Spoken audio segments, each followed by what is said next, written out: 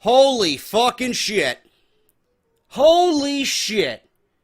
All I am going to say before this video actually starts is hashtag please sign Cedric. Let's talk about it.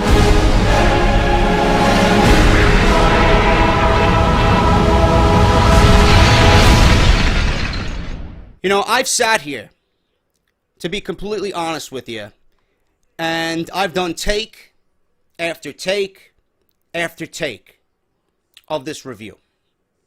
Or I at least tried to. And if you are a podcaster and you talk about WWE and you come on here and do video reviews about what we've seen, whether it's Monday Night Raw, SmackDown, the Cruiserweight Classic, NXT, TNA, Ring of Honor, whatever wrestling promotion, organization, show that you like, and then you come on here and talk about it to your fan base, your subscribers, your listeners. It's nights like tonight that are humanly impossible to even talk about. It's like a double-edged sword.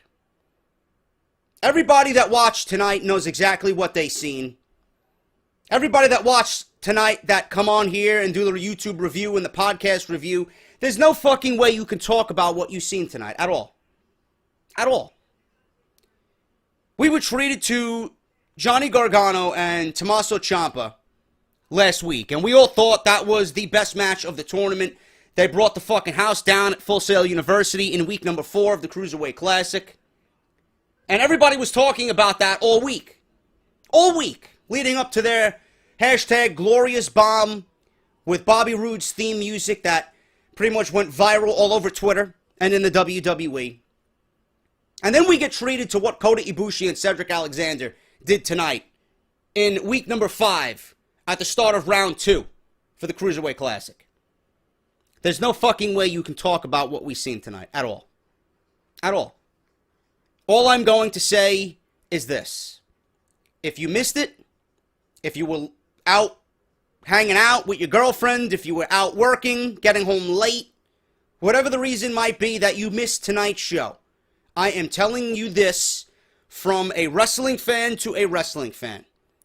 I want you guys to give yourself a half an hour to watch what these two guys did.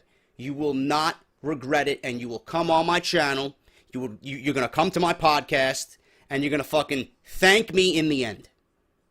Because what we've seen tonight may very well end up being the best match in WWE, probably all of wrestling, period, in 2016.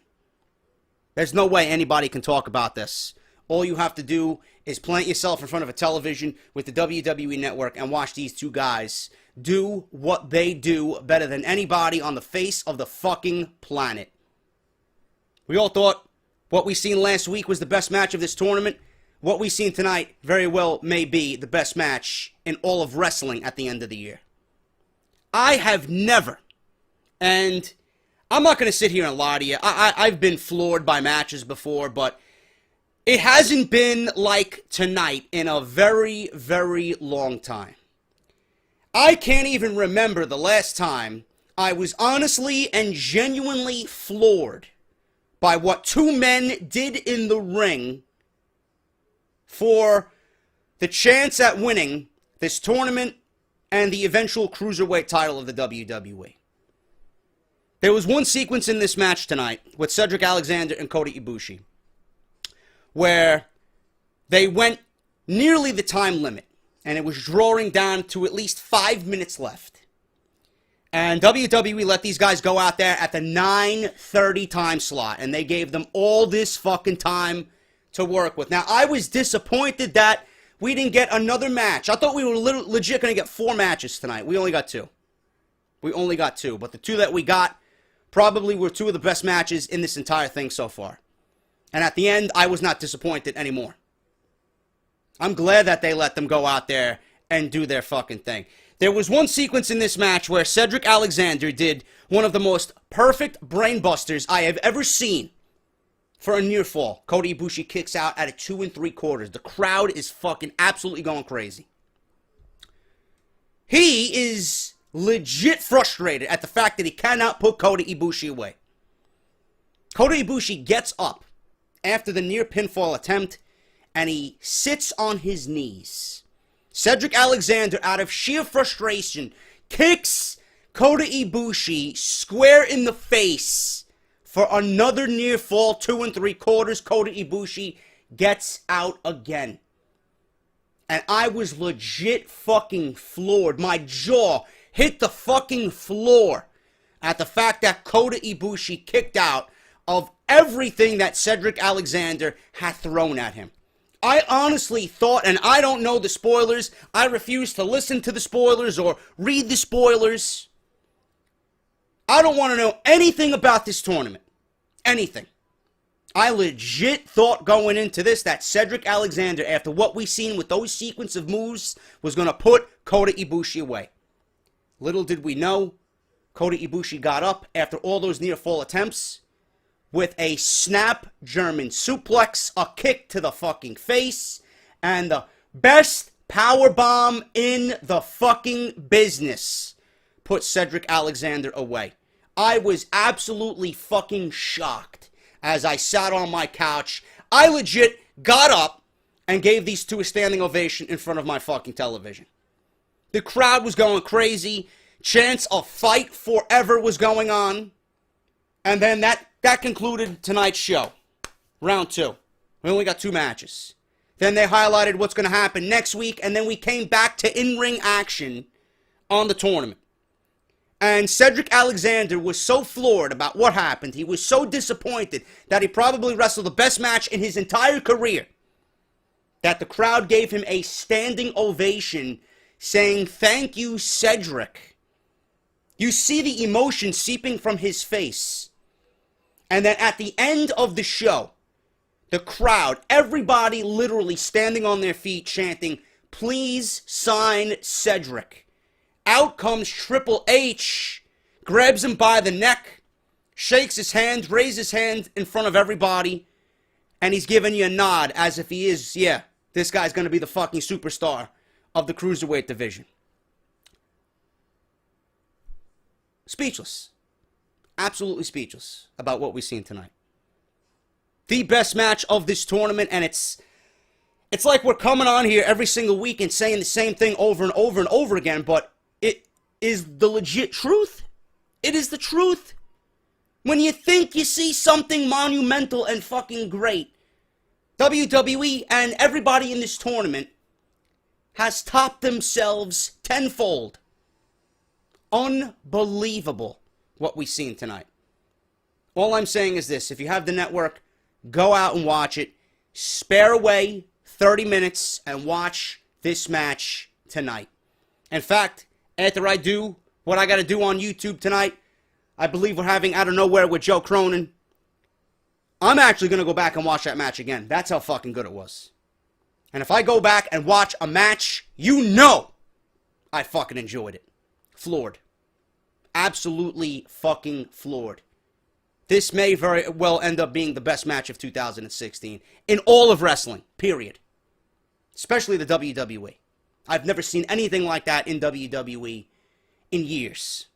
The closest thing to that was Nakamura and Zayn. That match was fucking so great just because of the atmosphere of NXT Dallas.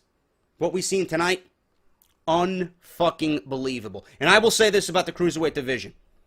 It will be a criminal fucking disgrace if the WWE does not treat the Cruiserweight division exactly the way we seen it presented tonight. Everything you've seen tonight in round 2, to start round 2 of week number 5, needs to be duplicated and replicated on Monday Night Raw. If not, they are doing the Cruiserweight division a complete disrespect. Absolutely. Go out and watch it. You will not, and I swear on everything that I've ever said to you guys, you will not be disappointed. Unfucking believable. Kota Ibushi advances in the tournament. Obviously, he is the favorite to win it. Obviously, Kota Ibushi, you don't know what's going on with him at all. I believe he is signed. He's saying that he's not signed. He wants to go back to New Japan Pro Wrestling. He's got prior engagements and things that he wants to finish up doing there. You know, he wants to just be the king of the mountain over there. I don't know what's going on with him. In my honest opinion, he's going to win the whole fucking thing. There's no way after tonight he's going to lose. There's absolutely... I cannot see him losing. At all. He's going to be signed, no question, if not already. Cedric Alexander's going to be signed. Literally everybody in round 2 is going to be signed. And if that's the case, Monday Night Raw may very well have the absolute best fucking division in all of professional wrestling. Unfucking believable. And if they don't duplicate what they seen tonight on Monday Night Raw, it is going to be a huge disrespectful slap in the face to the Cruiserweight division. I don't want to see anything else than what we've seen tonight on Monday Night Raw. And if that's the case, Monday Night Raw will be this much closer to being a legit fucking threat on Monday nights. They need to do exactly what they've seen tonight. I don't give a fuck what they need to do. Take these guys and let them loose. Like a fucking pack of wild wolves. Let them loose. Do not hold these guys back. You cannot. Otherwise, you're doing your company harm, you're doing the division harm, and you're doing everybody in this division individually harm. Gotta be done. Unfucking believable, man. I could sit here and talk about it all day. Go out and watch it. First round, the first match of the second round, I should say. Gran Metalik versus Tajiri. Tajiri's 47 years old is Tajiri. And he moves like he's fucking 27. Unfucking believable. Gran Metalik, listen, I know he was brought in because he is acquaintances and friends of Finn Balor. And Gran Metalik has proven you that not only was he a recommendation of Finn Balor upon entering into this tournament, but that he's proven to you that he belongs in this tournament. He is absolutely fucking great at what he does, man. I love his theme music, too. It's like a fucking, I don't know, it's got that Sepultura vibe, post-Max Cavalera, but with that Mexican flavor to it. But what they did tonight in the first round, I keep saying the first round, the second round of the first match was absolutely great, man. These guys went close to 10 minutes, counter after counter. You know, you've seen all your signature moves from both men. In the end, Gran Metalik ended up winning with his Metalik driver, which is pretty much a scoop slam into a sit-down, almost pile driver type move. Unbelievable. And Gran Metalik advances to the second round, I believe. I believe he's going to fight the winner of Akira Tozawa's match. I don't know who he's fighting in the second round, but this second round, literally everybody in the second round is going to get signed by the WWE. If not, WWE is doing something wrong, man, because this is literally the best thing on television right now. Unfucking believable night of wrestling we've seen with just 2 matches in this Cruiserweight Classic. So that was pretty much it, man. Kota Ibushi beating Cedric Alexander tonight with a Golden Star Powerbomb, and we had Gran Metalik beat Tajiri with the Metalik Screwdriver at 10 minutes and 54 seconds. As far as NXT goes, man, NXT really didn't do anything completely out of the ordinary. They continue to build towards NXT TakeOver back to Brooklyn. They opened the show with Bayley and Asuka and their contract signing. Pretty much, Bayley was very strict and very direct to Asuka about her title match, and she went over the fact that she won it in Brooklyn. She's going to win it back in Brooklyn. Asuka took away something that means the world to her, that was a part of her. Asuka, I really didn't distinguish what she was trying to say. I got the first couple of words out of her mouth that, you know, she was saying to Bayley, but after that, it just went right over my fucking head. Asuka really not a good promo at all, but Asuka's more about facial expressions, and she's more about intensity, and she speaks with her actions in the ring. But this match is going to be fucking biblical, and obviously with Ember Moon debuting at NXT TakeOver Brooklyn, they're immediately going to thrust Ember Moon into the title hunt. I'm hearing from you guys on Twitter that Ember Moon and Asuka are having absolute fucking 5-star matches at NXT house shows. I don't see Bayley beating Asuka at NXT TakeOver at all. Asuka is undefeated. She will remain undefeated.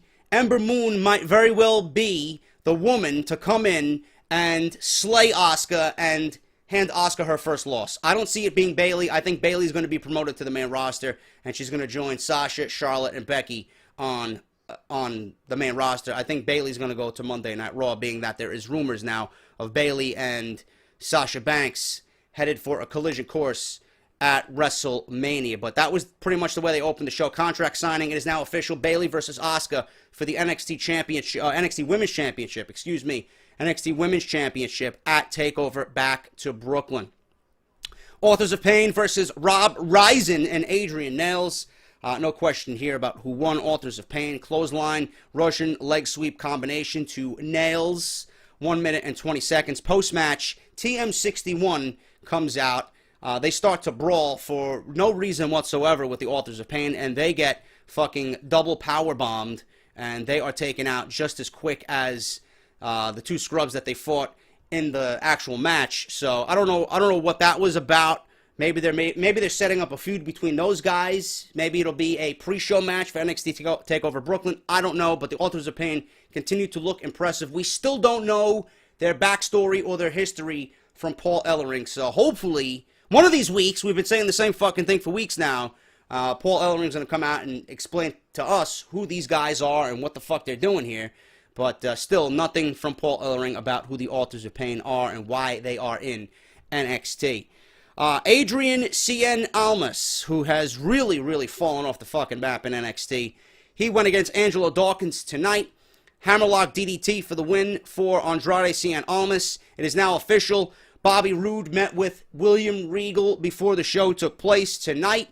Mr. Glorious himself has got a match at NXT TakeOver back to Brooklyn, and he's fighting Andrade Cien Almas one-on-one. Gonna be glorious. Gonna be great to see Bobby Roode on pay-per-view for NXT. It's gonna be fucking great. No doubt in my mind that Bobby Roode will be victorious at NXT TakeOver Brooklyn. Definitely looking forward to seeing him and that epic theme music in front of 15,000 people at the Barclays Center. Liv Morgan versus Billie Kay. Nothing too impressive here. Billie Kay beat Liv Morgan with a big boot. Two women that they're trying to pretty much advance in the women's division with all the departures that we've seen with Alexa Bliss and Nia Jax and soon to be Bayley. They need to get the women up to speed in the division down at NXT. Billie Kay seems to be coming along slowly but surely. Liv Morgan is impressive. She's like a little firecracker, but she still has a long way to go. Billie Kay wins with a big boot. Austin Aries. Funny segment with Austin Aries in the back with William Regal, explaining the health benefits of eating oranges, and then William Regal completely ignoring him. Austin Aries closes his laptop, which seems to be keeping William Regal occupied, and Austin Aries wonders why he doesn't have a match at NXT TakeOver back to Brooklyn. William Regal makes the match that I knew he was going to make. Eventually, they waited to the last minute. It will be No Way Jose versus Austin Aries at NXT TakeOver back to Brooklyn. Definitely looking forward to that match next Saturday. Gonna be fucking awesome. Tommaso Ciampa and Johnny Gargano from last week. They highlight the Cruiserweight Classic. Unbelievable fucking match between those guys. William Regal gives Ciampa and Gargano a tag team title shot in Brooklyn. It will be the Revival. It is official. The Revival versus Ciampa and Gargano. I honestly think the way Ciampa and Gargano are coming up quickly in the tag team division, I would not be surprised if they win the tag team titles from the Revival at TakeOver Brooklyn. Ember Moon, another promo package for Ember Moon. She is coming. All we can see in the promo is her eyes. I've been watching a lot of her matches from her independent promotions and all her matches down in the indies, and I'm seeing some highlights of her at house shows that were filmed from fans via their cell phone. She might be my new favorite woman in all of WWE, man. Unfucking believable. I can't wait to see what she's got at TakeOver back to Brooklyn. Gargano and Ciampa, speaking of those two guys, they beat Tucker Knight and Patrick Clark. Running knee, super kick combo tonight, 3 minutes and 13 seconds. Nothing special there. It was pretty much a warm-up match for the match at TakeOver against the Revival. Hideo Itami will be back next week after his impressive return. He beat Sean Mulata last week at the TakeOver, not the TakeOver tapings, but the NXT tapings. Sean Maluda, whatever the fuck his name is. Mojo Rawley went one-on-one with Samoa Joe, non-title match. Mojo looked pretty decent here. Samoa Joe obviously ends up winning here. He makes Mojo Rawley tap with the Coquina Clutch. Beautiful closing sequence of the show this week.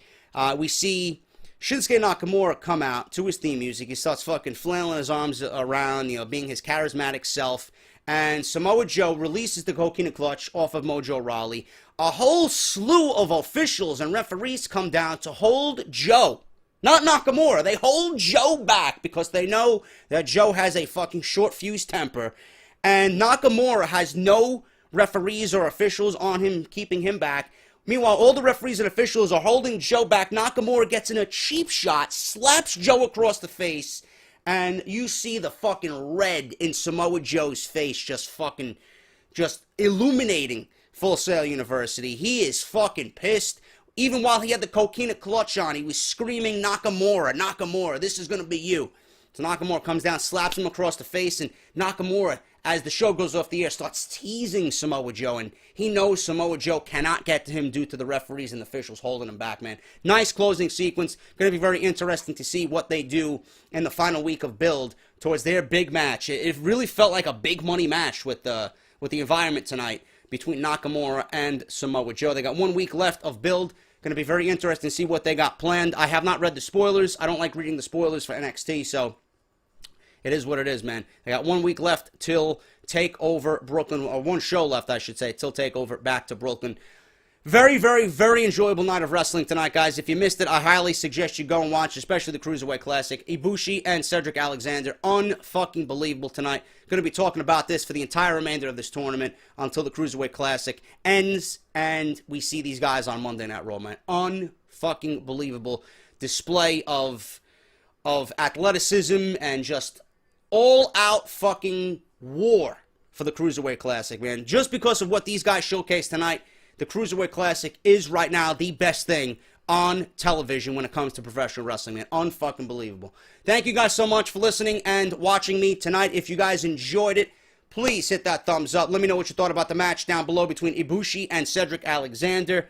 Unbelievable, man. I can't wait till week number 6 of the Cruiserweight Classic. Until then, guys, I'm JD. Hit that thumbs up. I also posted a video of my King of the Ring first round match between Dean Ambrose and Sami Zayn. Epic fucking finale of that match. Make sure you guys go check that out. I'll leave you a link in the description as well as an annotation on the screen. And I'll be back with Off the Script episode 130 on Friday. Until then, I'm JD, and I'll see you guys later on Friday.